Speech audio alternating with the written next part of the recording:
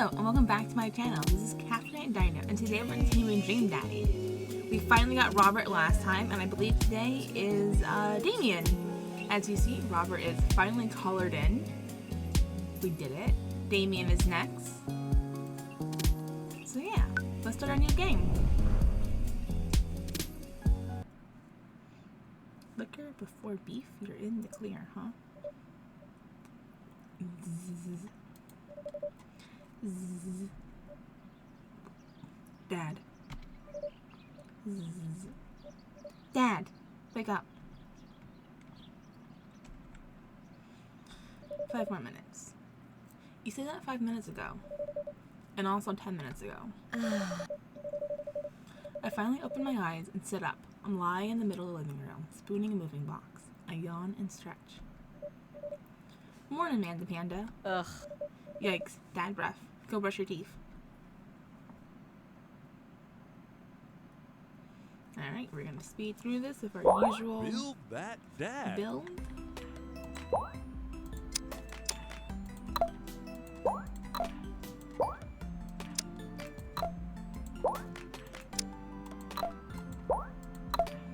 Let's get this out of the way. Doing our usual look. Does that look like us? It looks like us. Name that dad. Ugh. Be that dad.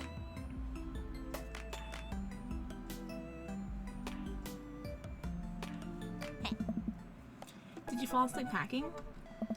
I got most of it done, I think. Searching around the room, it looks like I did a pretty good job. Every box is sealed except for one. Wait, straggler. What's in it? Looking into the box, I see a bunch of old photos and little photo albums. Yes. Whoa, I haven't seen these in years. I pull out one of the dusty albums from the top of the pile and we begin looking through it. That's the coolest baby I've ever seen. The only way your father and I could get you to stop crying was to put the sunglasses on you. But whenever we try to take them off, you'd start crying again. You spent the first 2 years of your life with sunglasses on. Nice. Halloween, when you were maybe 4?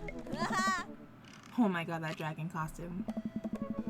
You couldn't decide between being a princess or a dragon, so you went with both. Princess Dragon. Why do I remember crying in that dragon costume? You saw yourself in the mirror and realized you were afraid of dragons. Seeing yourself inside the dragon's mouth was a realization of your greatest fear. I think. Right, yep, definitely repressed that memory. And this was you in your horse phase. Dad. I believe we named that plush horse Sir Horsington the Brave. I don't think that was his. Amanda lunges for the photo, but I quickly snatch it away and hold it above her head with my superior dad arms. Nice try, but this is important blackmail for later down the road. Nah. Go ahead and try me. I've seen pictures of you in your ska band. Ouch, kid. The Communist Manifesto had a chance back in the day. I look off into the distance and reminisce about that rad horn section. Hey, it's Emma P. Ugh. No, Dad, that's Emma R. I didn't meet Emma P until high school. Honey, I promise you, wholeheartedly, that I will never stop mixing those two up. Dad. Dad, Emma R has been my best friend since I was 7. Give it like a little bit of effort. Oh right, Emma P was the one who pooped her pants during a sleepover. Dad. Dad, that was me. I did that. Oh. And I was having a sleepover with Emma R, who isn't Emma P. Huh. She never told anyone though. True blue, that Emma R. Anyway, I gotta show this to Emma R later. She'll get a kick out of it. The first photography award you ever won.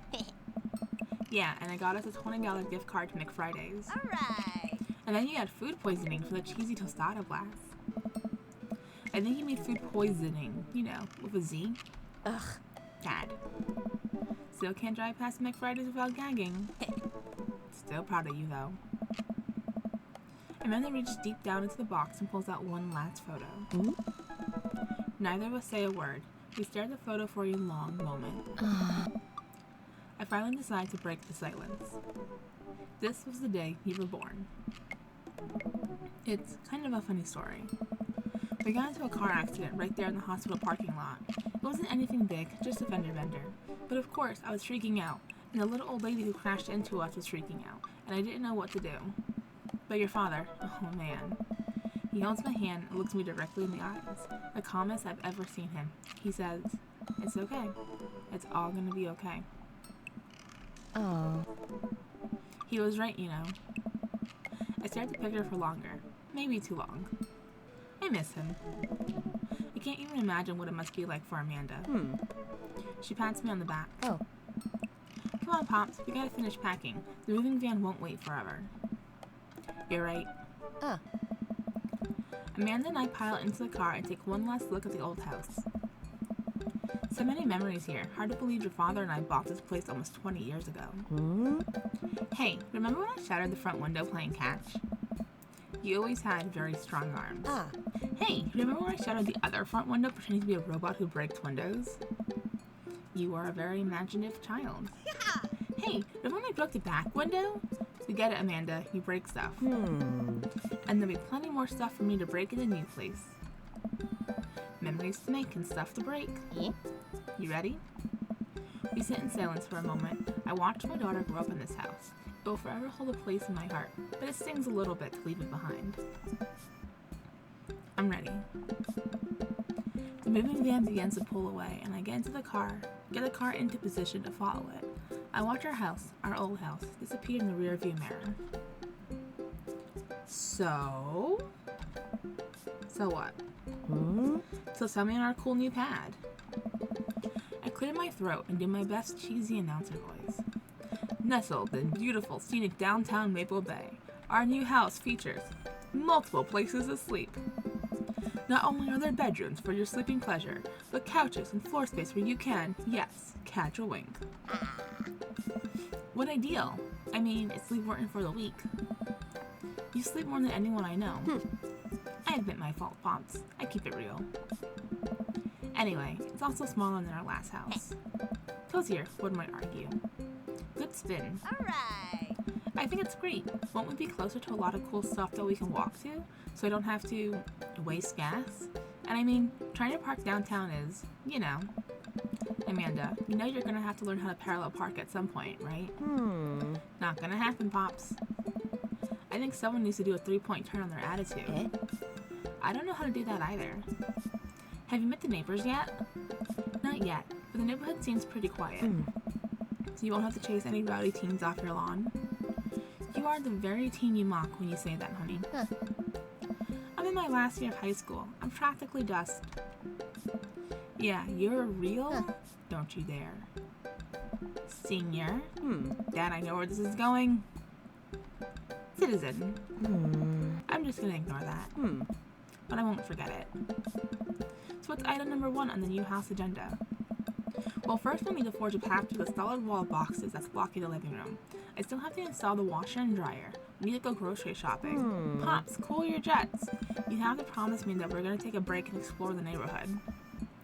Okay, you're right. We'll get some work done and then we'll check the area out. We pull up to the new house and step outside. The lawn is freshly mown and the for sale sign is still in the yard. Hiya! And with a swift click from Amanda, the for sale sign is no more. Nice form, sweet pea. I got a problem with authority. I'm so proud. Man, all that karate chopping tuckered me out. I could really go for a sandwich. An ice cream sandwich.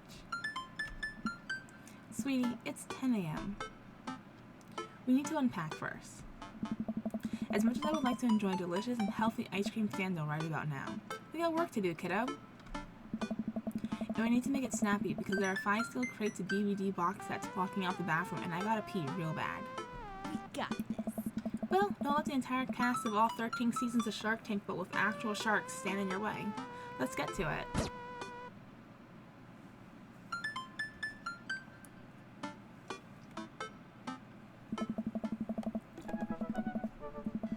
I get to work unpacking the various boxes around the living room. A couple hours pass, and I get some good work done. The washer drying unit is both washing and drying. You can actually walk through the living room without tripping over boxes. First visitor already? I walk over to the door and open it. Hello! A handsome, clean-cut man stands at my door, brandishing a plate of cookies. Hello? Hey. Oh, where are my manners? My name is Joseph. I'm your next-door neighbor. Oh, yes. Hi. I'm Louie. That's what my name is. Oh. I saw the moving van and thought I'd bring over some cookies. My daughter Christy wanted me to let you know she baked them herself. Joseph leans in and whispers. Oh. But between you and me, she just sprinkled in the chocolate chips. Good one. We both share a laugh. Kids, right? Hey. Wow, cookies, huh? So nice to meet you. Joseph hands her the plate of cookies with a smile. Ah. Well, thanks for the cookies. Lawrence of Arabia. Amanda disappears with the cookies. Amanda, come back. And she's gone. That's my daughter. Her name is Amanda. She's a charmer. Daughters are tough. Sons are also tough. Oh. Children in general are just tough. I hear that. I mean, there'd have to be something wrong with you to try and raise more than two. Yeah. I have 4 kids. What have you done? Oh, I meant... Oh. Don't worry, you didn't mean to be rude. Oh no, this is the first neighbor I've met and my social life is already in a tailspin. I wonder if it's too late to move again. Yeah, okay. Oh. Is the missus around? Mister, actually, and, no, not anymore. He died. Oh. I'm sorry for your loss.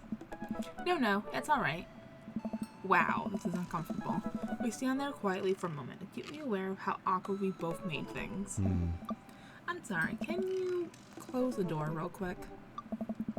I look at Joseph quizzically, but comply. After a second, I hear a knock on the door. Opening it, I see Joseph standing there with a huge smile.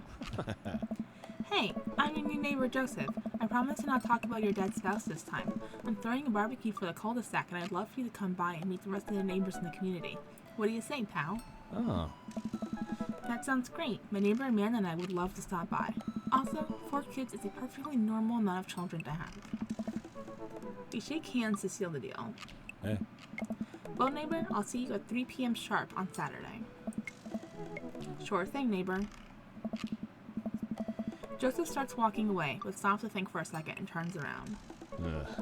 Hey, in all seriousness, raising a kid on your own can't be easy. If you ever need to talk about stuff, I'm the youth minister at the church down the street. Oh, I don't know. I wouldn't really consider myself a youth. Nice. You look pretty young to me, but suit yourself. And with that, Joseph's gone. He seemed nice. Amanda walks back into the living room, crumbs in her face and cookie in hand. That was the smoothest recovery I've ever seen. I should be taking notes. See, you're already fitting in great. Where'd those cookies go? Aww. They're gone, I'm sorry. If it makes you feel any better, they weren't very good. So you ate all of them anyway? I guess that makes it break time. Any ideas? Let's go to get some coffee. I'm feeling like a little sluggish, and coffee seems like the more responsible option than just taking a nap. I'm proud of you. Ah. We walk from the street to the Coffee Spoon, a cute little place in the corner. Hey. Man, this is such a convenient walking distance from our place. I mean, I guess. What's wrong? Why would I go somewhere else and drink coffee on a couch when I could just drink better coffee at home on my own couch and not have to make awkward eye contact with other people? At least when I'm home, some random guy isn't going to come up and sit on the recliner next to me, and I won't feel, like, a little weird about it because technically he's not sitting at my table, but he's very much within my personal zone. Dad. And what's the etiquette when you have a dirty mug? Is there a bin? Do you go set it up on the counter because you don't know where else to put it? Or do you leave it there and feed your face flesh hot with the shame as you consider the possibility that there is in fact a bin somewhere just out of sight and now you're that jerk who left our mug? Dad, are you just afraid to meet new people? Yes, Amanda. We walk inside. Hey. The inside of the coffee shop is incredibly warm and inviting. Vinyl records line the walls, and patrons lounge around on the well-worn-in couches. Some cool tunes spin on a record player next to a little stage. Hey. Welcome to the Coffee Spoon, guys. How's it going? What's with the name? Hey, dude. Oh, it's kind of dumb. Hey, yeah. It gets mentioned in this poem I like, and I thought it was a good idea at the time, and I suppose now it's still a good idea because, like, the business is still running. But people ask me that question all the time, and I give them the same answer every time, and now I'm standing here rambling, and I'm sure we're all getting more and more uncomfortable the more I keep talking, but man, we're in it now, and I can't stop. Hey.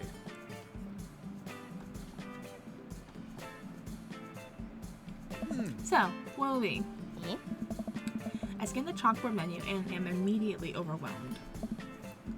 I'll have Godspeed You black coffee. Hey. A classic. I don't get it. Oh, it's a pun. Godspeed You Black Emperor is a really amazing and influential progressive rock band known for their sweeping soundscapes and... Oh. I'm doing the thing again. Oh. But coming right up. And for you? I have a macchiato de Marco, please. Hey. Coming right up. Do you want that in small, medium, or Biggie Smalls? Medium. Ah. Wait, is Biggie Smalls big or small? I should change that, shouldn't I? Matt starts making our drinks and Amanda takes a seat. Amanda and I take a seat on one of the couches. What's his deal? Let the man make his puns. They're cooler bands than you listen to anyway. Hey. Scott was cool once. This couch is actually pretty comfy. Maybe not comfier than our couch, but it's alright. Good lumbar support. You sink right into it. Okay, it's comfier than our couch. Amanda nudges me. This place is right next to our house, and that guy seems not only cool, but also just as uncomfortable talking to other people as you are. You should totally become friends with him.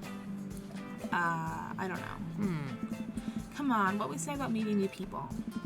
I can't meet new people if I always stay inside and also don't go outside and also don't talk to people? See? We're making progress. Matt sets our drinks down at our table and I immediately burn the roof with my mouth. Good one. Hi, we're new in the neighborhood. I'm Amanda, and this is my dad, Louie. Hey. Oh, right on. Pleased to meet you both. Oh. You ought to come by when my daughter's hanging around the shop. You two might get along.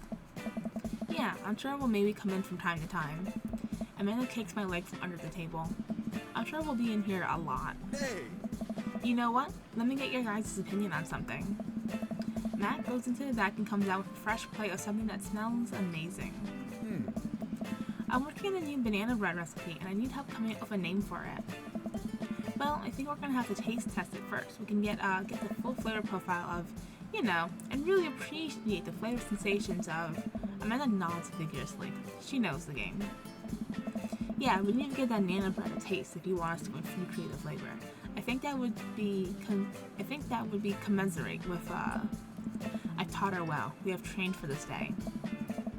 I was just gonna give you guys free banana bread anyway. Right, yes, that. Matt gives us each a piece. Amanda and I happily chow down. Yeah. This is amazing. Hey. Thanks, the secret ingredient is bananas. So, any ideas? I'm stumped. Well, I think I might only be able to give you dad band puns, but I'll give it a shot. Banana bread Kennedys. You know, like the punk band? Hey. I thought you said you only knew dad band puns. I'm a hard dad. Huh? That actually has a nice ring to it. Really? Hey, yeah. Yeah, banana bread Kennedys. Strong decisions. That's art, baby. Hey. I wanted to say baby because I thought it would sound cool, but once I said it, I realized it just doesn't sound good coming out of my mouth, and maybe I should leave saying baby to the professionals. Hey, yeah. Oh. Enjoy your coffee. Thanks, baby. Oh. See? It sounds good when you say it. Across the way, a man catches my eye. He sits by himself, brooding over a cup of coffee. Our eyes meet, just for a moment. I hastily look away, hoping he didn't catch me staring. Who is that? We finish up our drinks and head out. Hey. Thanks for stopping in. Take care. Okay, now that we're full of caffeine, where to? Let's hit some fresh air. Time to soak up all that vitamin D. Make our bones nice and strong. Yeah, our skeletons are gonna get so strong they're gonna hop right out of our bodies and crush cars with their bony fingers. Amanda, I already have an irrational fear that my skeleton will one day escape this flesh sack and run amok. Please don't encourage it. Right, sorry. To the park!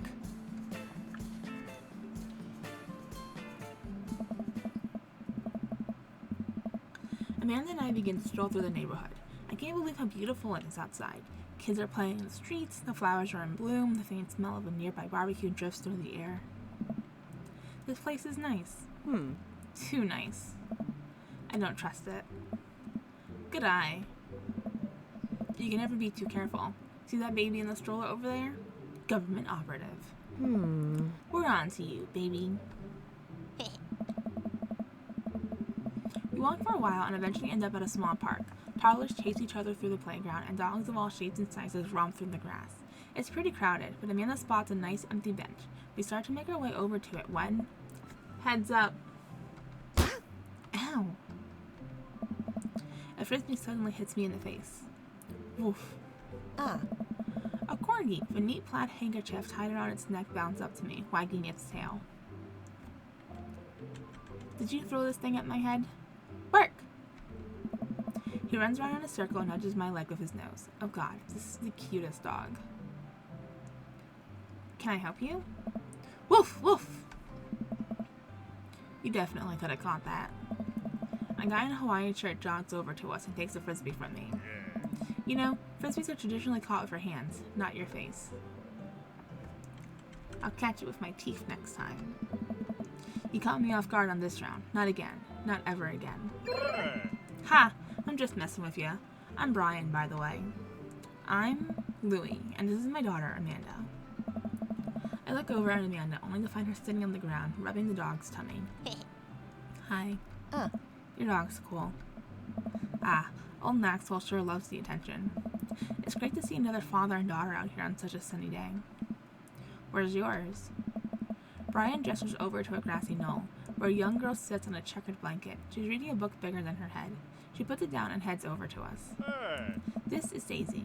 She's reading the Brothers Karamazov. Her teachers tell me she has the reading comprehension skills of a high schooler. How old is she? 10. She's a precocious little youngster. What? Whoa. My natural dad instinct kicks in. I must brag about my child's accomplishments. Oh no, it's happening. Go on, Daisy. Tell him about yourself. That's my girl. Amanda, get in there. Okay. Alright, we did just brag last time. Let's go through all our items this time and see how many points we get for all of them. I'm determined to eventually win this. I doubt it's going to be this round, because I want to see how many points we get for everything. But soon. Eventually. You pull a wrinkled copy of Amanda's last grade card out of your back pocket. Dad. Awesome grades. Brian loses 25 HP. Do you really carry that around everywhere? Ouch, maybe it is kind of weird. You lose 5 HP. Daisy just started a weekly chess club at her elementary school computer lab. She's the president too, of course. Dang, my high school doesn't have a chess club, or a computer lab. You lose 10 HP. Louis' HP, 65. Brian's, 55. Oops, I hit brag. Darn it. Amanda here just recently won a local photography award. Wow, congratulations. Brian loses 10 HP. Daisy actually just won a statewide poetry contest. You lose 15 HP. Louis' HP, 50. Brian's, 45. What does the Band-Aid do? With a flourish, you produce a Band-Aid from your pocket. Take a knee and start to apply it to Amanda's arm. What are you doing, Dad? Being a protective parent. Anyone would agree it's an unusual gesture. You lose 10 HP. Yikes. Daisy sold enough candy bars this year to get the top prize, a canoe. We're taking it out next weekend. How's that even possible?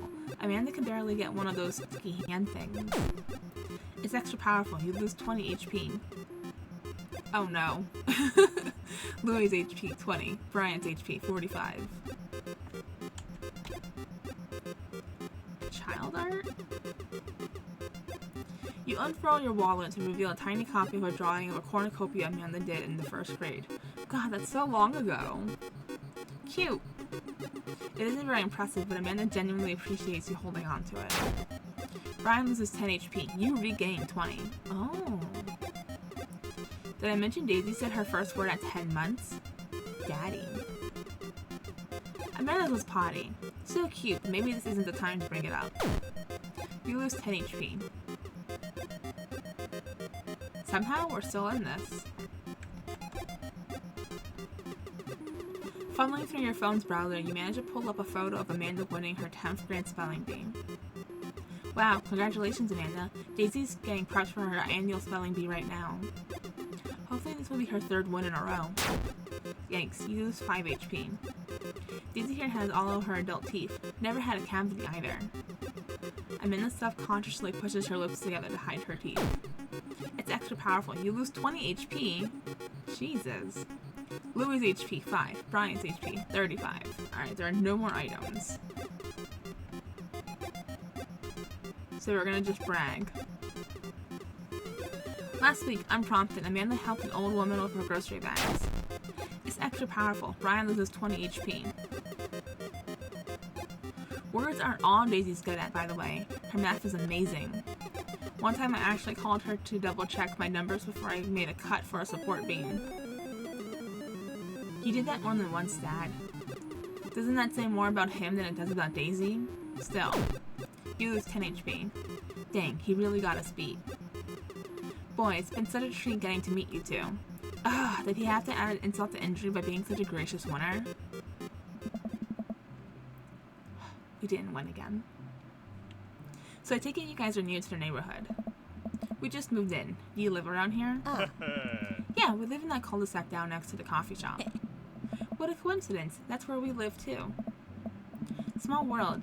Yeah, Daisy and I are in that little ranch style on the corner.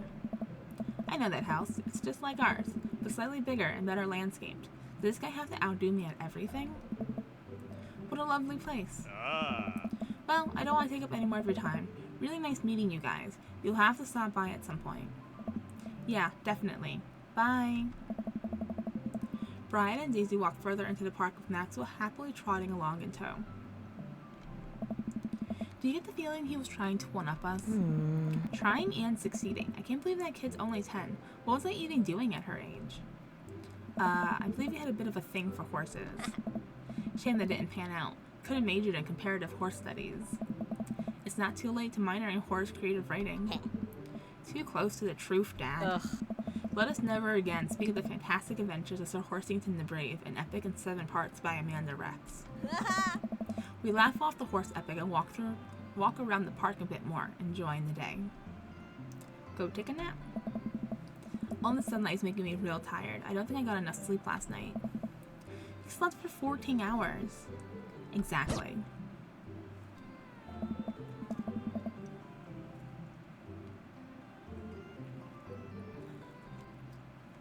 As we're walking home, I hear heavy footsteps come up behind us. Louie, bro! Bro! I turn around and am greeted by a familiar face jogging up to us. Craig? Oh. Bro! Bro! Oh. Holy wow. I haven't seen Craig in forever. It's been too long, dude. Yeah, wow, you look great. Hey! Haha, yeah, I cleaned up my act. Cleaned up his act? Are you kidding me? He's ripped. Amanda, this is my friend Craig. We went to college together. We were roommates for a while, too. Amanda, dude, you probably don't remember me, but you're so big now. Hello. And hello, cute baby. Oh. Oh, thank you. The last time I saw you, I think you were about her size. This is River. Say hi, River. He picks up her tiny wrist and waves it around. River gurgles happily. Are you babysitting? Nah, dude. River's my kid. Man, it has been a long time. Feels like one minute we're rolling up the exams with bad hangovers, and the next we're both fathers. Where you been, man? I was working out in California and just relocated the business back to Maple Bay. No kidding, Amanda and I just moved to this side of town. How's Smashley doing? Oh. I mean, Ashley. Ashley is her name. She actually still goes by Smashley, and we got divorced last year. Oh, dude, I'm so sorry. It's old news. We take turns taking care of River and the twins. It's all copacetic. Twins? You have 3 kids? Oh. Ain't like something, bro, right? Kegstan Craig is a father of 3. Kegstan Craig? Oh. Oh, yeah, it was my old college nickname. He got it because he did a lot of keg stands. It's that thing where you do a handstand on a keg and then drink from the keg. Ah. Right.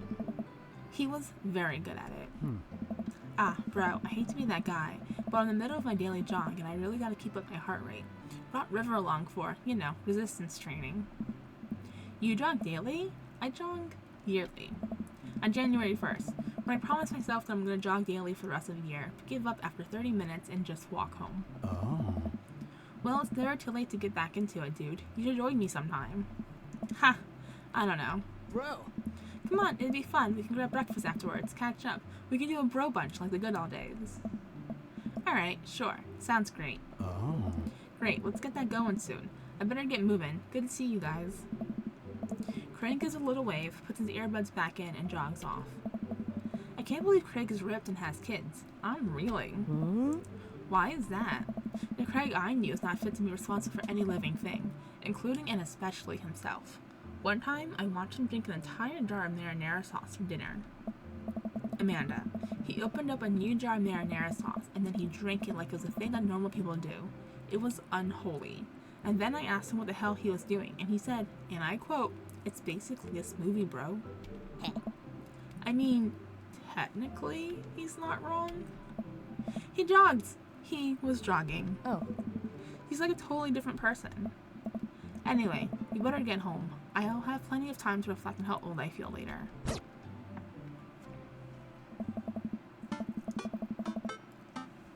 Amanda and I flopped out onto the couch. Amanda had to shove some empty boxes out of the way before she could sit. Huh. Too bad we're going to be putting my stuff back into these boxes in a few months. No, don't say that. Aw, Dad, it's going to be okay. It'll be fine. I know. It's just, you're my little girl. It's going to be weird not having you around. Ah. I'll come visit, and I'll text you every day, and I'll take lots of pictures. Yeah. I mean, obviously, I'm a photography major. You promise? Huh. Of course. Are you going to be okay by your lonesome? Oh, come on. I'll be fine. I'll get a dog or something. Alright. A dog? Forget art school. I'll stay for the dog. Is that what it's going to take? Yeah. Medium-sized dog? Handkerchief around the neck? I get to name it. That's what it'll cost for me to give up on my dreams. I'm a woman of simple wants and needs. Well, a dog is a lot cheaper than college. Amanda laughs. Huh. Suddenly, a pile of envelopes slides through the mail slot. Speaking of college, Amanda darts over to the envelopes and shuffles through them. She pulls one out and throws the rest back on the floor. This is from McGowan College of Art and Design. Open it. But I'm scared. It's just an envelope. Yeah, it's just like my entire future. No big deal. Huh. She takes a deep breath and rips the letter open with her teeth. We have a letter opener, but okay. I hold my breath while Amanda's eyes dart back and forth, scanning the letter. What does it say? The admissions committee has reviewed your application, blah blah blah. Her face drops. Regret to inform you that we are unable to offer you admission to McGowan College of Art and Design. Oh. Amanda throws a letter on the coffee table. Oh, sweetie. It's okay. I kind of saw it coming. I knew I shouldn't have put that experimental stuff in my portfolio. The admissions officer told me they just wanted to see portraits or whatever. I pull Amanda in for a big hug. You're an amazing photographer. I know how much work you put into your portfolio. Some other school's gonna want to snatch you up for sure. Yeah, I know. It's fine. Are you actually fine, or are you just saying that? I'm fine, really. Her face is the opposite, but I know I probably shouldn't push her on this. Huh. Oh, and before I forget, Emma R and Emma P are sleeping over tonight. Dad. So... you need me out of the way because I'm painfully uncool? I would choose more delicate phrasing, but yes. Well, I'll have you know that I conveniently already have plans for tonight, so you'll have the new place to yourself. Yeah? What are your plans? Quick, think of plans. I'm going clubbing. I'm gonna put on a nice outfit and go tear it up on the dance floor. All the hottest dance moves. The lawnmower, the sprinkler, the running man. You know, the ones all the kids these days are doing. Alright, but I'm not gonna come pick you up if you pull anything this time. Not again. I'm just kidding. I'm actually going to go to bed. I'm wiped. Have fun with the Emmas. We'll try to keep it down. I know you're not going to, but I appreciate you saying that. And don't forget that you have that meeting with my English teacher tomorrow. Oh, right, Mr. Vega. Yep, totally remembered. I'll be there. Awesome. Night, Pops.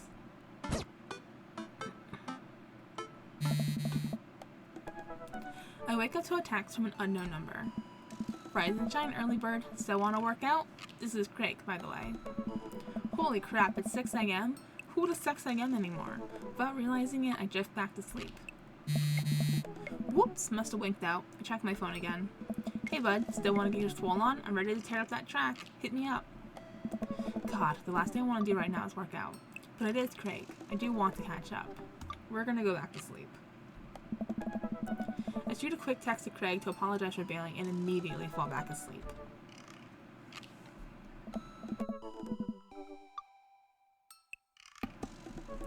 Oh man, how long was I out? What time is it? I look over at the clock. It's 3:55 p.m. I have to be at that parent-teacher conference in 5 minutes. I jump out of bed, throw on the nearest clothes, and run out the door. I arrive at Amanda's school and check in at the front desk. They give me a bright orange visitor sticker and send me on my way. I'm barely awake and feeling pretty haggard, but hopefully nobody will notice. I check my watch and I'm relieved to see that I'm only 2 minutes late. Wait, was it room 103 or 108? I spotted you standing at his locker and approach him for help. Excuse me, do you know where Mr. Vega's classroom is? The youth turns around and looks me up and down with heavily lined eyes. Come on, kid, I'm late for a meeting. Mr. Who? Mr. Vega. I don't know. Have you tried the exit? Okay, wise guy, you gonna help me out or not? Fine. Up those stairs to the left. Can't miss him. I head up the stairs and walk around, unable to find Mr. Vega's class anywhere. After a couple minutes of searching, I head back downstairs. That punk youth sent me on a wild goose chase. I get back to where that low-rent Gerard Way is standing, fully ready to give him a piece of my mind, when suddenly a head pops out of the classroom next to his locker. Lucien, don't you have third period to get to? Fine, Mr. Vega. Oh. Wow. Now I'm officially 10 minutes late. I glare at him as he walks away. We're not cool. You must be Louis. This period's almost over. Would you mind waiting in the back? Oh. Mr. Vega leads me in, and I take a seat at one of the comically small students' desks in the back. I might get stuck in this. Alright, where were we? Now who could tell me about the unreliability of the narrator in J.D. Salinger's Catcher in the Rye? Yes, Colin? Colin stands up and does this thing where he blows into the crook of his elbow to make a fart noise. The whole class erupts in laughter. Oh. Alright, everybody. Very funny, Colin. Please sit down. Oh. Now, Holden Caulfield is an unreliable narrator in the sense that the bell for the end of the period rings, and all of the students immediately get up and make a break for the door. Whoa. Remember to do the reading and answer response questions at page 194 in your textbook? Nobody's listening. Or not, I guess. Mr. Vega turns to me and sighs. Middle schoolers, right? Don't you teach high schoolers? Both. You know, budget cuts. Right. Thanks so much for coming in. No problem, Mr. Vega. Please, call me Hugo. I don't normally do these impromptu parent-teacher meetings, but as I'm sure you know, Amanda's a very bright student, and I'm concerned about her recent behavior. What's going on? I don't know. Amanda's never been the most engaged student, but I know she cares. Recently, though, she's been falling behind. She's not completing assignments and has been doing rather poorly on tests. I'd normally chalk this up to senioritis, but this is strange. I thought Amanda always shared everything with me. It hadn't even crossed my mind that something might be wrong. I don't know. I just wanted to ask, is everything okay at home? We just moved. Well, we just moved recently, but it was the only to the other side of town, and Amanda was more excited about it than I was. So you can talk to her about it. I know she values you a great deal and would appreciate your guidance if she keeps heading down this road. I know how important art school is to her, and I would hate to see her miss out on scholarship money that she clearly deserves. I'll make sure to talk to Amanda. Thanks for letting me know, Hugo. Oh. Anytime. On my way out, I stop. Thinking for a moment, I turn to Hugo. Hey, Hugo? Oh. Yes? They ever catch that rye? Oh. Yes. I leave the classroom and make my way out of the school. I'm still a little bit in shock that Amanda was able to hide this so well from me. She's always been such a force of positivity in my life, especially after we lost her father. Amanda must be done with classes for the day by now. I'm sure she would appreciate a ride home, and maybe I can talk to her about what's going on. Oh. I pull up to the carpool and Amanda hops in the passenger seat. So, did you have fun gossiping about me? Mr. Vega and I actually gossiped about our celebrity crushes. So you talked about Mario Batali the whole time? It was a very productive meeting. I'm pretty hungry. Can we grab some dinner? Sure thing. Let's go to the mall food court. Does that sound good to you? Yeah, sure. Why the mall? Geez, can a dad take his daughter to the mall? Will you buy me things? I will buy you a thing. Singular. Sounds like a deal to me. We drive in silence for a short while. Amanda plays a game on her phone. I should say something. You know, sometimes when a kid gets older, they find that they have to keep things hidden from their parents. And that's okay, because sometimes that's what kids do. And that's okay. But also, sometimes it's good to have the parents' perspective, because, you know, maybe the parents have also dealt with similar situations. And maybe they're a little cooler than you give them credit for. Anyway, what I'm trying to say is that it's good to share. Love you. Have you been reading my tweets? You have a Twitter? What? Never mind. Look, sweetie, Mr. Vega said you haven't been participating in class and that you're not turning things in. Oh, I'm fine, Pops. Senioritis and all that. I thought you liked Mr. Vega's class. It's fine. He's fine. We pull up to a stoplight and I eye Amanda. She's still texting. I want you to know that you can talk to me about anything. Dad. Uh-huh. I can tell that whatever it is, she doesn't want me to know about it. That's frustrating. I heard Emma R. is going to that fancy art school in California. That's exciting. Yep. Are you bummed that you guys aren't going to the same school? Yep. Amanda keeps texting. She stifles a laugh. What's so funny? I don't think you'd get it. Okay. Who are you texting?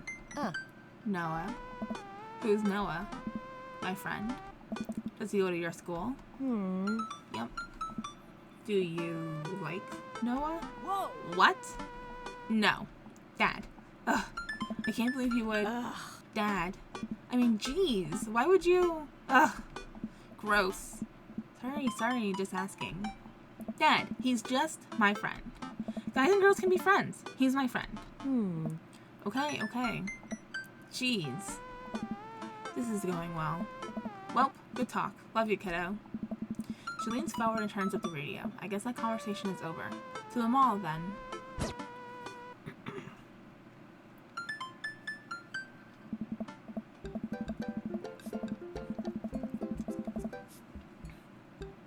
We arrive at the mall, a big indoor shopping center with a couple of different floors.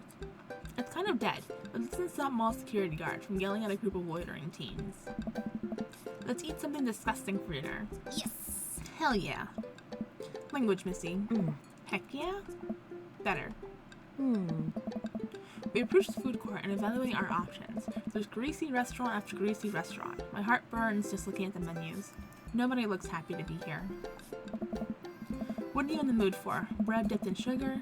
Bread with cheese on it? Or do you want me to just inject some fat directly into your bloodstream? I extend my hand to her. Will you do me the honor of sharing some nachos? She takes my hand with a grin. It would make me the happiest, cheesiest girl alive.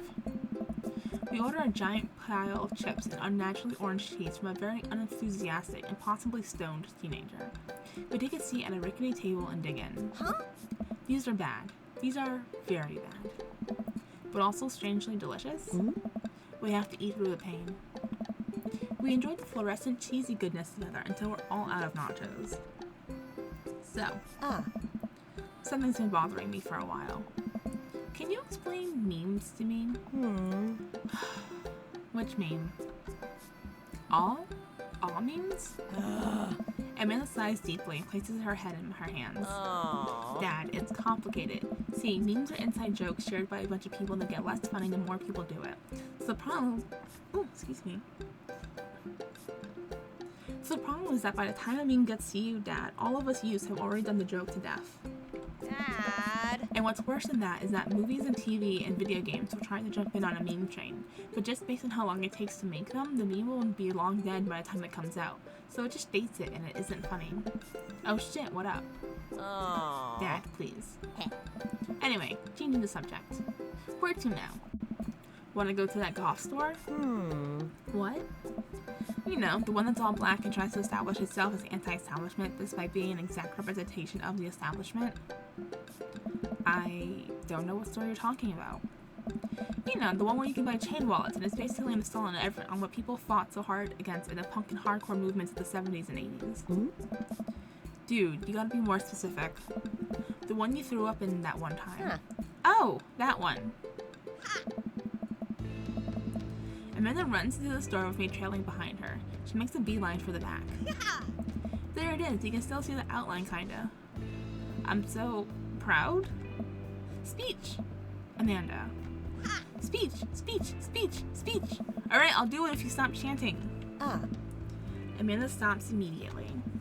I clear my throat.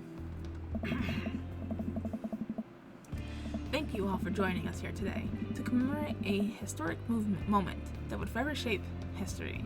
On a day very much like today, some 5 years ago, our very own Amanda Ann Rex had too much blue raspberry slushy on an outing to the mall. After begging her father to take her to Dead Goth and Beyond to buy rainbow suspenders, she proceeded to throw up all over a display of My Chemical Romance merchandise. Her loving father then had to pay for said merchandise, which to this day remains among our possessions. Thank you. Oh. Amanda's moved. She begins clapping, slow at first, then faster and more vigorously. Several other patrons turn their heads.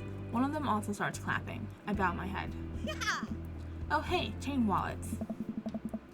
While Amanda busies herself looking at band t-shirts, I try to find something of interest to myself.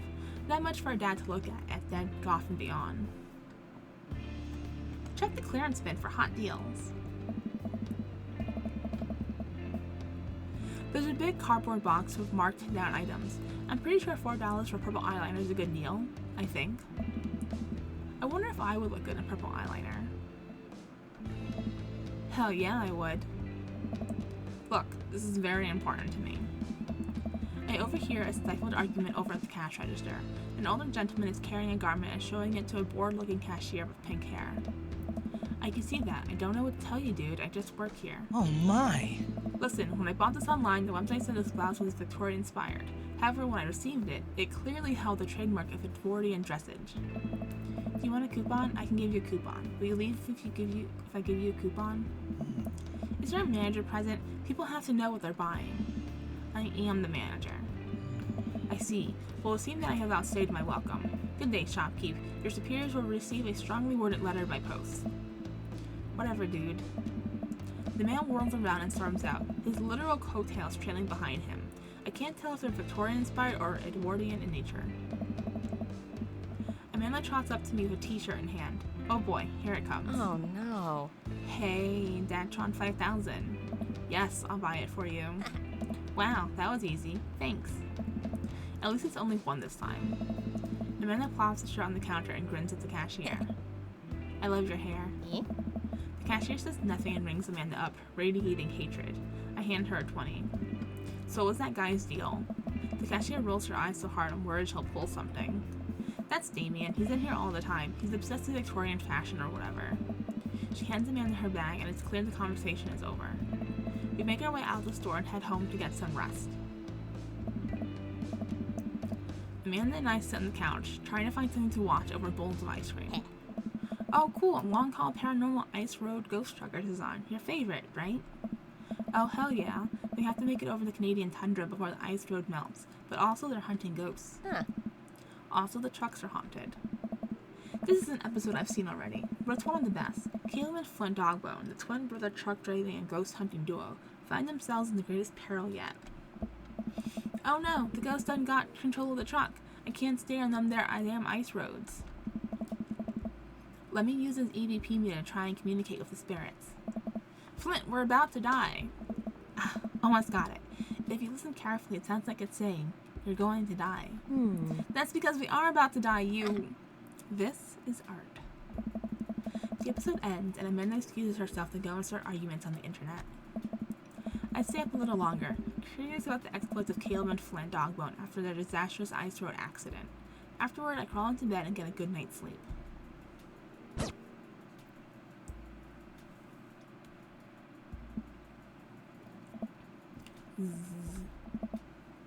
Morning, sleepyhead. 5 more minutes. You have never ever let me have 5 more minutes, so get up. Fine. We have cereal for breakfast and spend the morning putting together furniture. Amanda's much better at interpreting the tiny manuals than I am. Oh, can I remember what they said? They built a desk and something else, but he's pretty sure it should have been a bookcase. I think it's what the rest of that text box said. So, you excited for the cookout today? Excited to beef up my grilling skills? I'll see this as a learning opportunity. If I can snake some hot grill tips, I think we can consider it a success. Don't you want to meet some of the people in the neighborhood? I'll probably end up standing uncomfortably in the corner of a plate of food and hope that nobody talks to me. Dad, you're a beautiful work in progress. We'll get that butterfly to emerge from the cocoon. The social butterfly. Well, we better start getting ready. We definitely don't want to be late. Whoa! What? No. We have to be fashionably late. Who shows up to a cookout on time? You know what? We're going early, just because you said that. I head out the door and Amanda reluctantly follows. We walk across the street to Joseph's house with a store-bought veggie plate. I'm a terrible cook if it doesn't involve a grill. I guess we're not as early as we thought we were. Joseph's backyard is already packed with people, and the smell of hot dogs waves through the air. Small children run through a sprinkler, and adults chat in small clusters. I set our veggie plate down on a table next to 2 other veggie plates. Hey, there's Joseph. I wave to get his attention. The moment he sees us, he jogs over, arms open wide. Welcome. I'm so glad you 2 are here. And you brought veggies. Let me introduce you to my family. Kids, come over here. This is Chris, my eldest. Hi. This is Christian and Christy. They're twins. What? They stare creepily and say nothing. Then, of course, there's our youngest, Krish. Wait, where's Krish? Maybe Mary put him in his crib.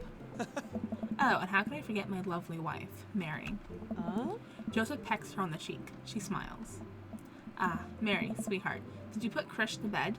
I'll have to go look for him. What? You'll have to. Joseph takes a moment and regains his composure. Mary, this is our new neighbor, Louis and his daughter Amanda. I shake your hand, but I have a glass of wine that I need to tend to. I love her. Nice to meet you, Mary. Charmed. Well, I have to go over there now. Ha ha ha. My wife has a wonderful sense of humor. Please, you 2 enjoy the barbecue. All of the guys are really excited to meet you. Here, let me introduce you around. This is Robert. He lives just across the way. A haggard man nursing a glass of whiskey eyes me up and down. Hey. Hey, I'm Louis. It's nice to meet you. He takes a long swig of his drink. Charmed. Louis and his daughter just moved in next door. Cool. If you ever need recommendations on where to get a drink in this town, Rob's your man. I told you not to call me Rob. Lawrence of Arabia! Right, got it. Robert ambles away without saying goodbye. He's not really a people person. Wow, I think I've actually met everybody else. Great, I bet you're excited to get to know everyone better. Hope you both enjoy yourselves. Amanda and I mill around and try some of the food spread out on the table. I pick at some deviled eggs. Amanda grounds a small paper plate and immediately begins piling it with baked goods. Ugh, I don't want to have to make friends. Come on, Dad. Who are you going to party with when I go off to school? But I want to have to do pleasantries. Dad. They're going to talk about the weather. Go do it. Make a friend. But how can I possibly abandon my only child at a social function? That's bad parenting. This plate of cookies is my new dad. Bye. Amanda shoves me into the center of the yard. Well, here goes nothing. I look around the party and I'm surprised to see some familiar faces. Isn't that the barista from the Coffee Spoon? What a cool guy, and mysterious. Didn't that guy throw a frisbee at my head? Isn't the guy who's throwing a fit in the dead Goth and Beyond? Isn't that Amanda's teacher? Hey, I know Craig. But wait a second, all of these people live in our cul-de-sac? That can't be right. I better investigate. Alright, we're gonna talk to Joseph and Damien, because Damien is who we're going after in this route. I spotted Joseph chatting with the guy from Dead Goth and Beyond by the grill. I wonder what they're talking about. I walk over to them. So I'm curious, can you walk me through why you had your house painted black? Where do I even start? The house stays warmer in the winter, it provides an artistic contrast to the rest of the neighborhood, and it complements the crimson interior perfectly. It's definitely an interesting choice. Thank you, I'm very proud of my abode. Louis, I was just having a conversation with Damien here about his aesthetic design decisions. Damien regards me up and down with a warm but critical eye. How do you do? I don't believe I've had the pleasure. I think I saw you in Dead Goth and Beyond the other day. Damien's face turns bright red. I must apologize for my behavior on that day. You see, I take the Goth lifestyle very seriously. To be caught in a ruse by such corporations as Dead Goth and Beyond was profoundly frustrating indeed. I hope you know that while my anger may have been justified, it was no such way for a gentleman to act. It's okay, man. Do tell me about myself. Are you new to the area? Yes, my daughter and I just moved in the other day. She was the one I took to Dead Goth and Beyond. Very good taste on her part. Does she partake in the goth lifestyle? I think for a second. I look over to Amanda, who's hanging out with some of the older kids in the neighborhood. Hey, Amanda, would you consider yourself goth? Amanda yells back. I wouldn't necessarily try to fall under any one specific label, but if I had to if I had to choose, I would more describe myself as a twee hipster with some normcore leanings. Bats are cool, though. Pity. Are you enjoying the party so far? Oh, definitely. Thanks so much for putting this on. It's nice to be in a cul-de-sac where everyone is so friendly and welcoming. Amanda walks up to the conversation. I also like The Lost Boys a lot. Really good movie. Does that count as goth? That it would, my dear. I don't believe we've had the pleasure of meeting. Damien Bloodmark, at your service. Damien finishes the sentence with a flourish and a bow, producing a single rose and offering it to Amanda. Amanda blushes and returns the gesture of a curtsy. My, do you know how to treat a lady? Hello, Amanda. Seemingly out of nowhere, Joseph's twins' kids appear. Are they speaking in unison? Hey. Won't you come play with us? Come play with us. Forever. Guys, enough of the creepy twin shtick. We've talked about this. Christian and Christy slowly back away. Where do you think they got that from? Mary pops into the conversation, wine in hand. I don't know. Mary takes a long sip of wine. I think I might have taped over VeggieTales VHS of The Shining. Who knows? She takes another sip of the wine. Where's Krish? Come on. Wasn't he with you? Yeah. You had him a moment ago. He's probably stuffing dirt in his mouth. He'll be alright. Toddlers are pretty resilient. Mary tips her glass to me. Ain't my first time to the rodeo. It's my fourth. I just squeezed 4 little... Sweetheart, would you do me a favor and please find Krish? That would be great. I'm sure he's fine. Mary. Okay, jeez. Mary finishes her wine and wanders off. Dad, can we go now? Lucian, have I introduced you to Louis yet? Hey, it's that punk from Amanda's school. I remember you. Whatever.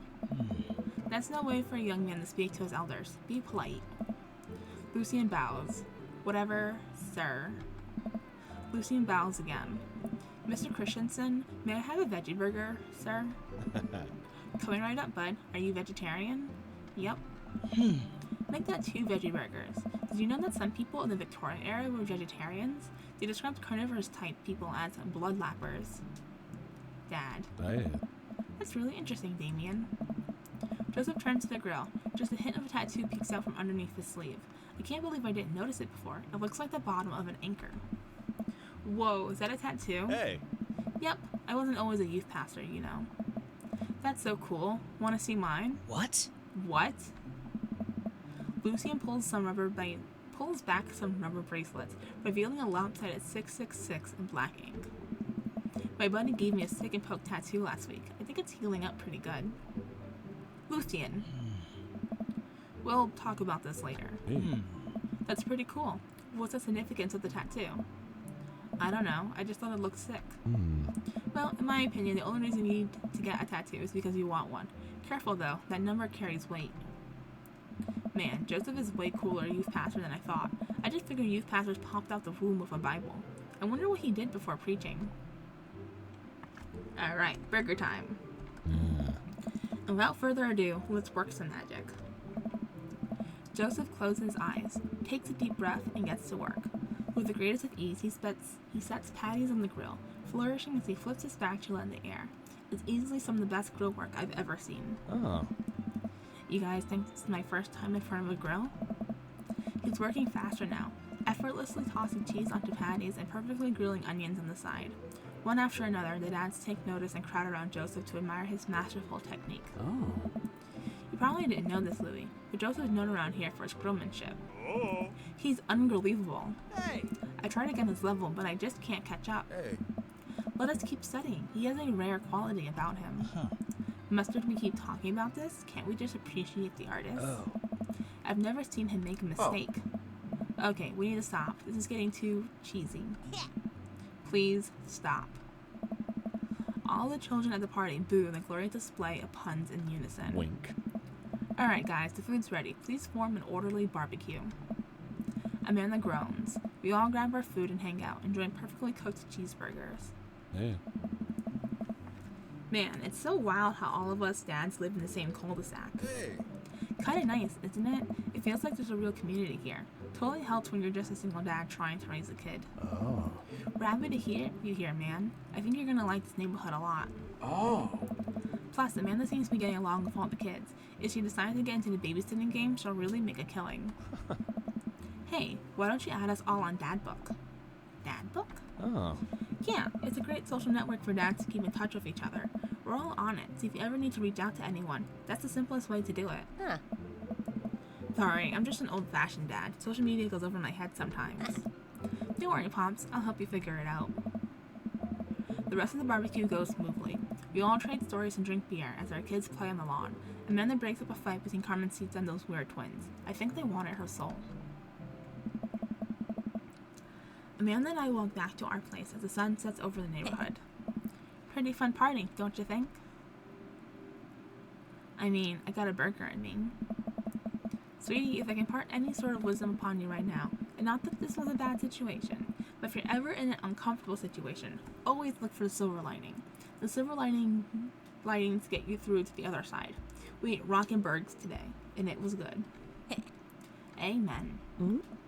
Well, hey, at least you met some other cool dads. You should hit them up on Dad Book. Maybe I will, if I ever figure out how social media works. I have a good feeling about this place. Me too, Dad. Amanda and I arrive home with the remnants of our veggie plate.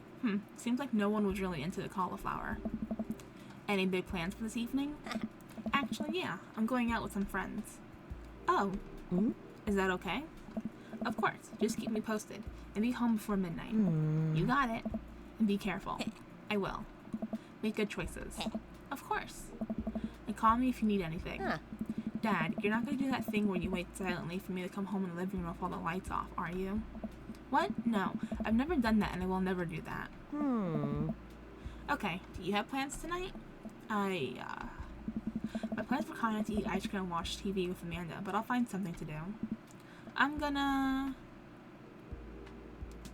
work on some stuff. You know, dad stuff. I'm just relaxing tonight. Have fun, okay? Great, see you later. I watch Amanda drive off into the night. I really do hope she has fun. I plop down in front of the TV and turn on some Wine and Dine Mastermind with celebrity chef Gavin Chapman. Looks like Gavin's making a roasted rack of lamb with rosemary mashed potatoes. I'd love to be able to cook like that. Although I think if I was actually good at cooking, I'd use my powers for evil. Like just making baked Alaskas all day, instead of any real food of nutritional substance. Man, Gavin Chapman just caught that thing on fire, but he meant to do it. What a professional.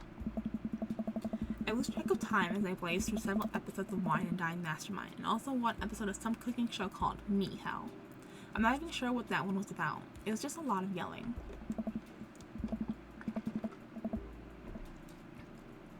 I glance at my watch. Man, it's almost midnight. I should check in with Amanda. I send a text. Hey kiddo, you good? I wander into the kitchen as I wait for a reply. Amanda's phone is almost always in her hand, so I'm sure she'll respond soon. Unless she's driving home now, in which case I hope she doesn't respond soon, because I definitely taught her better than to text and drive. I reach into the freezer and grab an ice cream sandwich. It's a little late for this, but I think I earned it after a long day of socializing. I check my watch again, and then my phone. Nothing yet. Okay, see, now I'm worried. Do I call her? Do I call the cops? No, it's too soon for that. I'll just send her a gentle reminder text. What's up? Half an hour passed. Now I'm really worried. The episodes of Gavin Chapman's Me Hell are not only not assuaging my anxiety, but possibly exacerbating it with all the yelling, so I keep pacing around the house waiting for her to come back. Why didn't I find out where she was going? Who she was even with? Why don't I know any of her friends' phone numbers? Why don't I even know any of her friends' full names? Who was Emma P? I decided to send her another text. Amanda, please text me and let me know you're okay. I can't help but think of all the awful things that could have happened to her. Oh, thank God, it's her. Amanda opens the door and shuffles in. Finally, she's back home. I'm glad she's okay. Sup? Sweetie, thank God you're safe. Ugh. Yep. But now that I know she's okay, I'm really mad. Why didn't you answer my text? Amanda pulls her phone out of her pocket. Me? Oh, whoops, guess I didn't see those. She starts to walk to her room. Amanda Ann. Whoa, we pulling out the middle name now? Amanda, you came home an hour and a half after your curfew, and you didn't respond to any of my texts. You really freaked me out. I was about to call the cops. Dad, you're seriously overreacting. You're not going to be like this when I go off to school, are you? I have a right to be concerned. You're my only daughter. Well, I can't give you a play-by-play of everything I do all the time. I'm 18. You shouldn't even be giving me a curfew in the first place. I sit down on the couch and put my head in my hands. I feel very tired all of a sudden. You really scared me. Just, please don't do that again. Alright, I'm gonna go to bed now. Amanda closes the door to her room and I head to mine. Jeez. As I'm falling asleep, one thing she said keeps echoing in my mind. You're not gonna be like this when I go off to school, are you? I definitely didn't sleep well last night. I brewed some strong coffee and made some scrambled eggs for Amanda as a peace offering. She eventually wanders into the kitchen. Hey. I thought about what you said last night. I should have texted you. I said I was gonna do it and I didn't. I honestly just didn't even think about it. I'm really sorry, Pops. I won't do it again. Well, I'm sorry for freaking out on you. You're an adult now. I shouldn't have gotten so worked up. Team Rex? Team Rex. Amanda gives me a big hug. Want some eggs? You know it. Sprinkle some cheese on them? Already did. Bless you. Amanda scars down the eggs in the time it takes me to wash the pan. Alright, I'm off to school. Smell you later. Wait, one more thing before you go. What? What's that book? It's a social media platform. Wait. What? What's a social media platform? Dad, I have to go to school. Come on, Amanda. I'm an old man. I can't put together a dad book profile on my own. Alright, I'll help you sound interesting on the internet. Amanda spends the next couple minutes setting up my profile on Dad Book, which, as it turns out, is a place where dads can get together and talk about fatherhood. Alright, Pops, we gotta fill out your profile. Let's get some likes and dislikes. And we're gonna just blaze through it. On a Friday night, you are most likely to pause and sort my coin collection. If you had one thing to take with you on a desert island, what would it be? The Lost Shaker Assault. What are your turn-ons? Strong dad arms. What did you want to be when you grew up? Technical writer for manuals and instructionals. What's your favorite movie genre? Anything on Laserdisc. What's your ideal date? Doing a 1,000-piece puzzle together. What do you never leave home without? My book of word jumbles and a pen. I spent a lot of time thinking about how proud I am of my child. Profile complete. See, that wasn't so bad. Yeah, that was actually kind of fun. I could totally spend all day on here just looking at people's profiles. Hey! You should message one of them, or more than one of them. All of these dads seem pretty interesting. Okay, I promise I'll make some friends. Amanda gives me a hug. Nah. Go get him, Dad. Welcome. You've got dads. Oop, Dad Amanda messaged us. Hi, Louie. It's me, your dear old friend from way back in the day, Dad Manda. I'm delighted to see you signed up for Dad Book. They've recently added this exciting new messenger service, so you may find yourself receiving messages from other dads, like myself. Take care not to miss them. Amanda, is that you? What are you doing on Dad Book? Why, Louie, I never.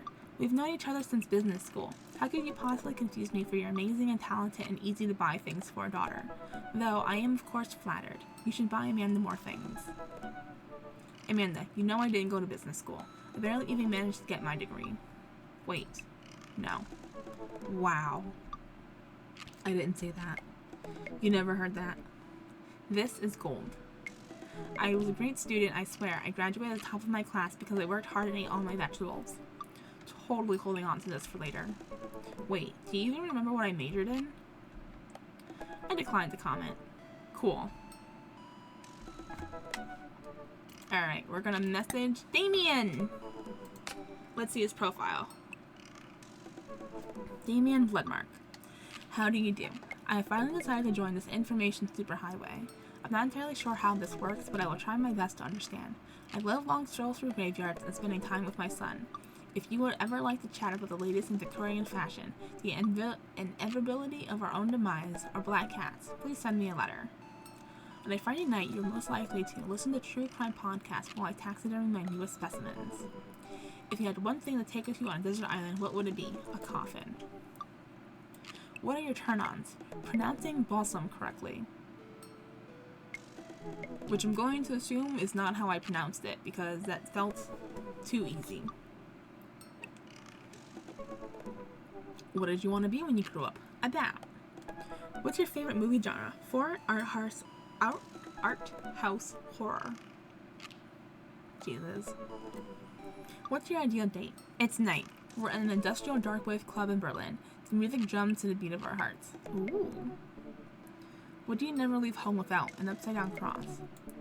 I spent a lot of time thinking about mortality salience. Oh boy. Alright, this is the guy we're going for this round. Let's message him.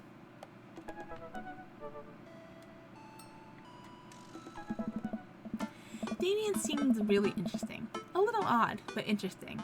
I think I should hang out with him to get to know him a little bit better. I navigate to Damien's Dadbook page and type out a message. Hey dude, you seem cool. We should hang out sometime. I sit there for a minute before I see that Damien's typing. But then he keeps typing. And typing. Man, is this guy writing a novel? I leave the computer to make some coffee. And he's still typing. I sip my coffee and my computer finally dings. Oh, whoa, there's more. Louie, I must confess my excitement to be receiving your kind letter, for, as you see, I do find myself available to enjoy your company. I must ask for your forgiveness, however, as I believe our first meeting did not paint me in as gentlemanly manner as I would have liked. I would be highly flattered to enjoy your companionship at my residence for an afternoon tea and a stroll around my garden, should it please you. Till then, adieu. Yours humbled, D. Bloodmark. I stare at the screen and reread the letter several more times. Hey, Amanda. Amanda pops her head out of her room. Her eyes are a little puffy, almost as if she'd been crying. Hey, are you alright? Oh. Fine. Yeah, totally. I'm cool. I just found out the succulents I've been watering and singing to for the last 3 months were actually made of plastic. Even the dirt was fake. Oh, honey. Are you sure that's all you're upset about? If there's, you know, anything going on, I just want you to know that I'm here for you. And I'll always be here for you. Whether you need a shoulder to cry on or a strong dad to go kick someone's butt, I'm only a phone call away. Mm? Thanks, Dad. I appreciate that. But I'm fine, really. I'm unconvinced, but I'll stop badgering her about it. I'm sure she'll tell me when she's ready. Can you help me out with something? Ugh. Dad, for the last time, I'm not popping your back pimples. No. Can you interpret this for me? Uh. I turned the computer to Amanda. She squints at Damien's message. I just don't understand NetSpeak. Like, is this how you kids communicate with each other now? Yeah. Oh, totally. This is the hot new thing. See, Dad, kids got over saying lol and lamau or whatever and decided that they needed to do is bring it back to the 1800s. So what do I do? Mm? Where's your pen and quill? What? Yeah. Did you forget to unpack the pen and quill? Dad, how will we address a nobleman in regards to your upcoming debutante ball? Okay, now I know you're messing with me. Father, without a proper chaperone, you will never end up with a suitor worthy of our land. Or our dowry. Or... So you read Pride and Prejudice for school one time, and now you're reciting things we know about it back to me, aren't you? Oh. Like, the first 5 pages, then I read a review of the movie. Still got a B, though. Great, so what do I say to Damien? Yeah. I got this. Amanda reaches over me and types on the keyboard. Sure thing, dude. Regards. Yes. Louis. Amanda hits send and smiles at me. Well, I suppose that's that. I make the short walk over to Damien's house, but I guess you can't really call it a house. It's more of a manor, estate. The Gothic architecture looms above the other homes in the cul-de-sac. I walk past a couple of gargoyles guarding the front door and look around for a doorbell. There doesn't seem to be one. I pull the large, ornately carved bat head door knocker back, and a hollow sound echoes throughout the house as I strike it against the door. I wait several moments before the door slowly creaks open. It's a little creepy, but I enter the home and take a few steps into the foyer, now noting the oil portraits of who I assume are dead relatives hanging on the wall. As I'm admiring them, the front door slams shut behind me. Hello? Silence. An oil lamp in the corner flickers dimly, casting ominous shadows against the wall. Why do I feel like all the people in these paintings are staring straight at me? Why is it so cold in here? Where's Damien? Louis, pleasure to have you in my home. I look up and see Damien standing at the top of the majestic staircase with a walking candle holder. What's with the door slamming shut? Oh, sorry, there was a draft. And the door creaking open when I knocked. I accidentally left the door unlocked. And the creepy oil paintings? I like oil paintings. Right. Right. Please, let me show you around. Okay. Damien leads me around his house, showcasing his parlor, sitting room, auxiliary sitting room, and the parlor again for some reason. This is one of the older homes in the block, yes, but nowhere near as old as the architecture might suggest. Through extensive renovations, I have been able to craft a residence that is both historically accurate to the Victorian period and equipped with the amenities of any modern dwelling. We back past a door covered in bumper stickers, caution tape, and a black parade poster. Did you listen to My Chemical Romance in the Victorian era? That's my son's room. You know how the rebellious teenage years are. Onward, there's more to see. Reach a door at the end of the hall that Damien opens with a flourish. And this is the library. Sunlight streams in from the floor-to-ceiling arched windows. The walls are lined with packed bookshelves, and even more books are scattered over the period-appropriate furniture. Damien is clearly really proud of this room.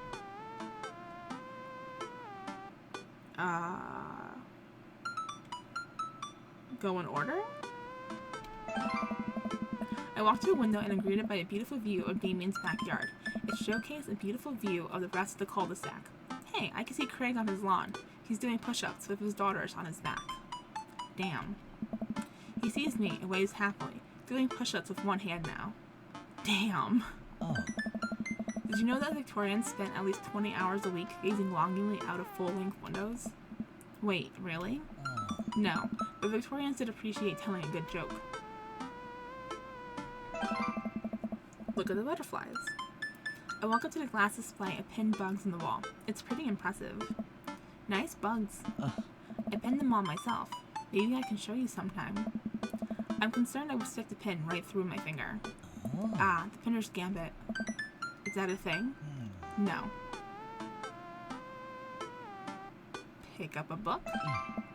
You know, Louis, in the Victorian era, there was some controversy surrounding reading. Many people thought the more tawdry novels would encourage youth into a life of crime and would cause too much of a distraction from work and school. I pull out a book at random and examine the worn cover. Opening it, I turn to a random page and read aloud. Naruto struggled against the chains that Sasuke had bound him with. Shirtless and out of breath, he looked up at Sasuke. Sasuke smirked, unbuttoning his ninja pants. Oh no. It's fan fiction. What? Okay, I think that's enough. Damien snaps the book shut and puts it back onto the shelf. That's a rare book from my private collection. Please, will you join me for tea? I follow Damien to his sitting room, where finger foods have already been set out upon a beautiful, tiered silver tray. I take a seat on one of the high-backed chairs with as Damien pours and serves me some tea. I can't believe we're having high tea. I never thought I'd get to do this. Damien smiles to himself. What? It's a common misconception that high tea refers to the wealth or class of the people enjoying it, when in fact the high refers to both the latter time of the day that the working class had to enjoy tea, and the height of the tables on which they are served. Oh. My dear friend, we're currently enjoying afternoon tea. That's informative. Damien takes a seat next to me and serves me a tiny sandwich. Your home is really impressive. Are there lots of goths in Maple Bay? I like your cape. Let's go if your home is really impressive. It seems like you've really put a lot of work into this place. Thank you. No one's ever complimented my home before. Hell, I can barely get matching salt and pepper shakers in my place, and look at what you've done. I'm kind of jealous. That's very generous of you to say. What got you so interested in goth stuff? Well, when I was a young boy, my father... Did he take you to the city? Sorry?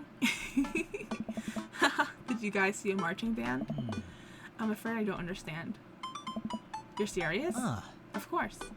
But it's, you know, the song. Amanda made me listen to it. Seriously.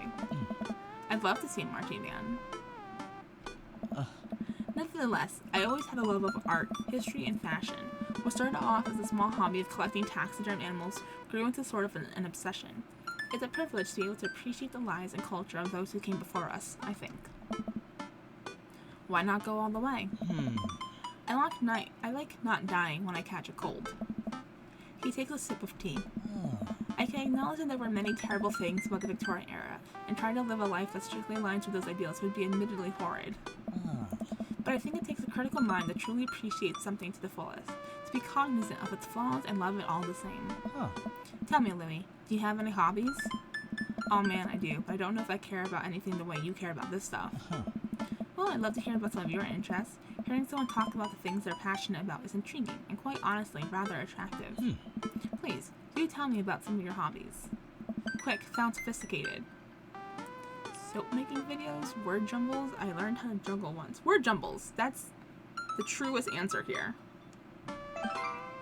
The written word fascinates me. You spend so much time using words, you know, and I think people would appreciate them more if they had to unjumble them. It's poetic, really. Oh, so you're a writer. In a sense. God damn it, Louie. We finished our tea and finger sandwiches.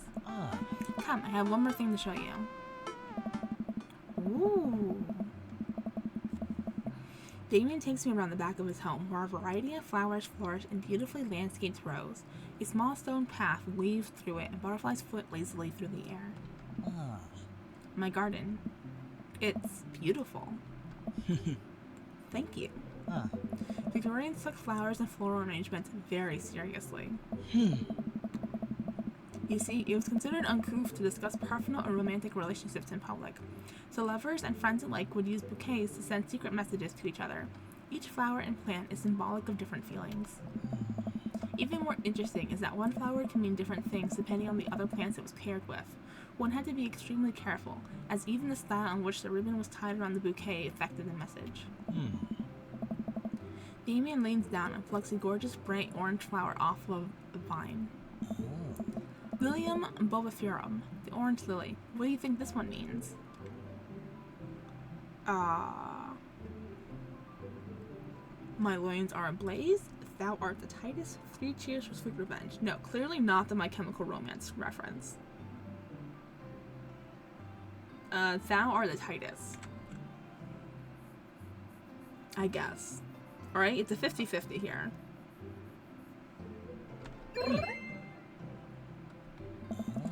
The orange lily is actually symbolic of pure hatred. Well, that's precisely why floral arrangement is so challenging. What's your favorite type of flower?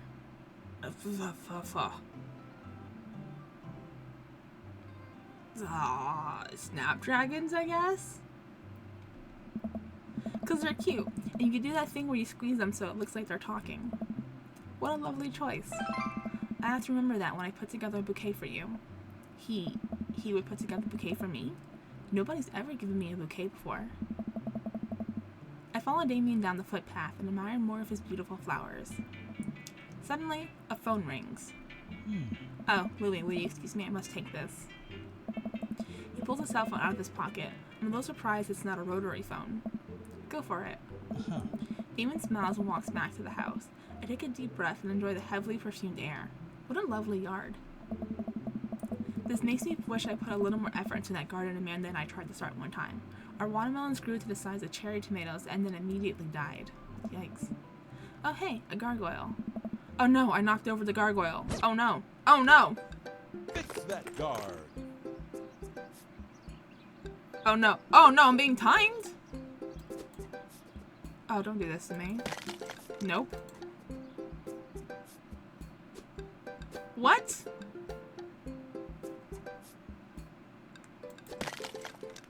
No. I am convinced. Okay.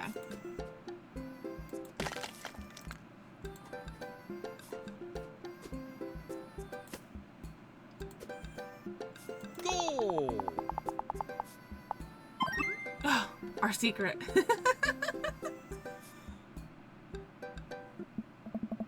Phew, that was a close one. Uh-oh, here comes Damien. He looks upset.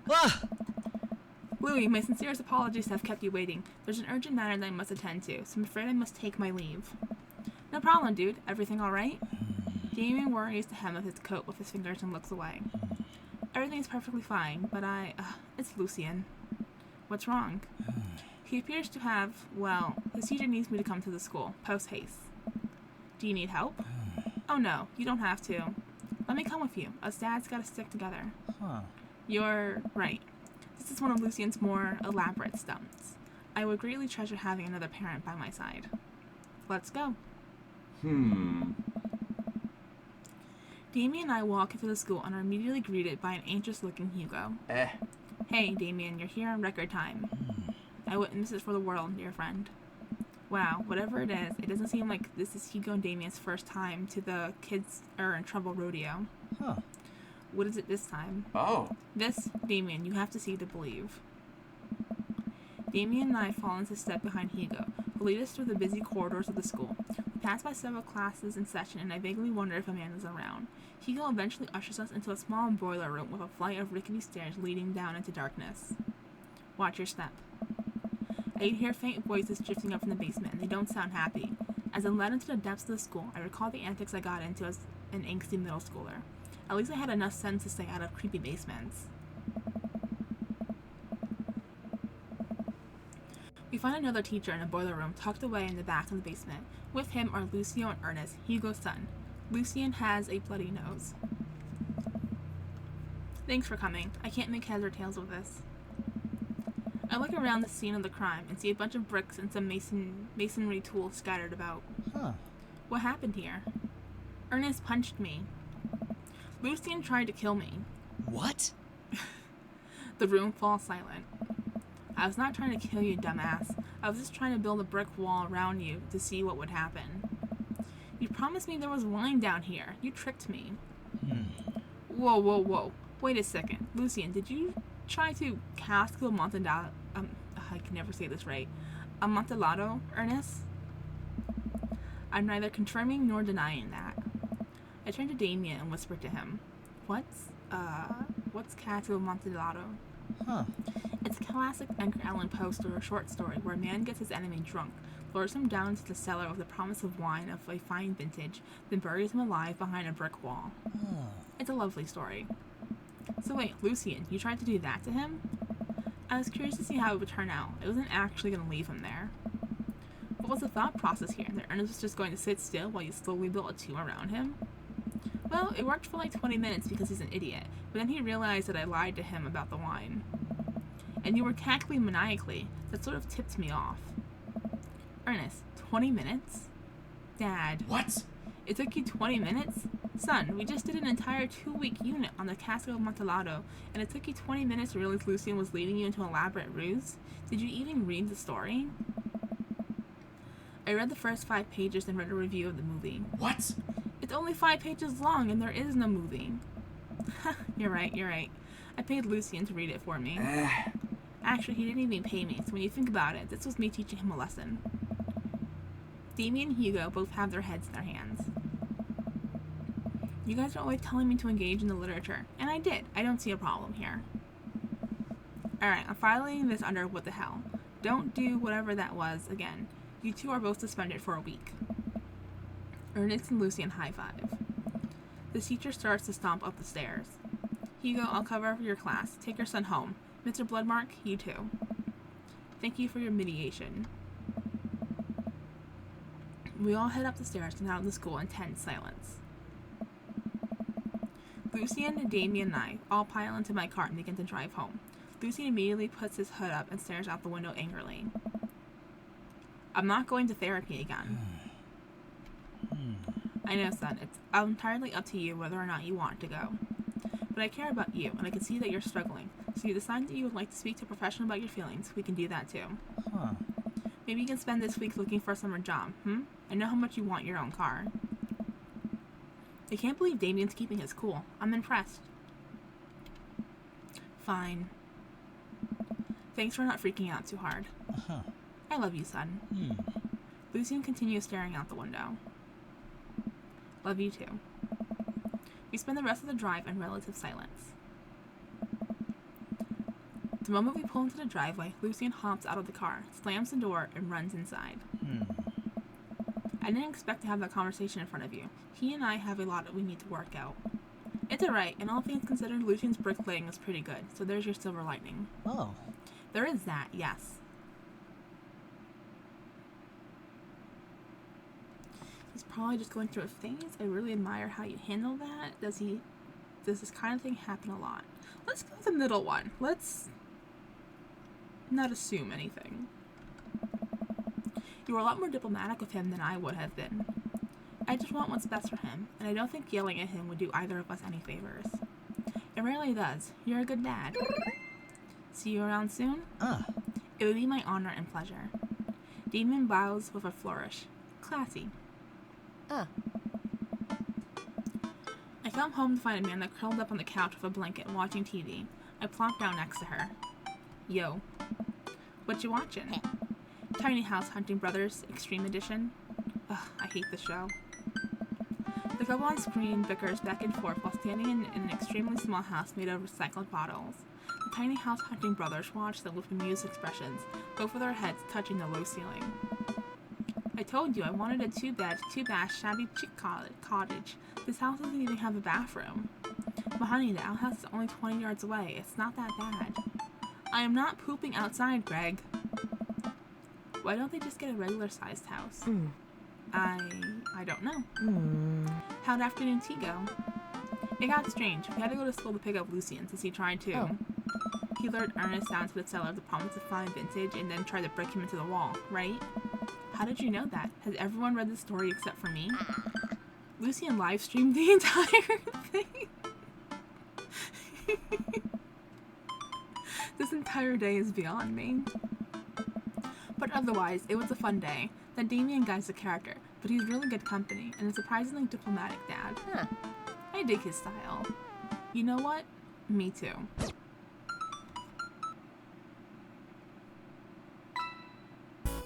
Date complete!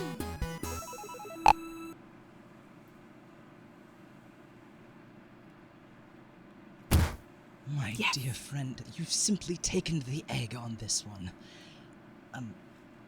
Taken the egg is it's a, it's a Victorian phrase. It technically means winning, so, ultimately, you've won. That's cute. I'm down with that. Alright. That's our first date out of the way. Interview with a vampire, Jesus Christ. Alright, we're gonna call it here. That's our first date with Damien done. Let me know what y'all thought down below about Damien so far. What you thought, what you think about Damien so far. Jesus Christ. I think it's fun. A little unexpected. I didn't expect our first date to be in his own house. But he has mentioned in other times we've talked with him about how proud he is about his home. So I guess that shouldn't have been so surprising. His garden's really nice. The house is pretty. Definitely not as creepy as I thought it could have been. So that's good. That's good. Interesting that we got to interact with his son and Hugo's son. Can't believe he tried to bury him alive. Wild. But yeah, that's it for now. Next video we'll do the last 2 dates with Damien. See how that goes. And we'll finish it up. Yay! Alright, that's the plan. Stay tuned for next time. Please remember to leave a like and subscribe if you haven't done so already. It really helps the channel grow. And I'll catch y'all next time. Thanks for hanging out with me.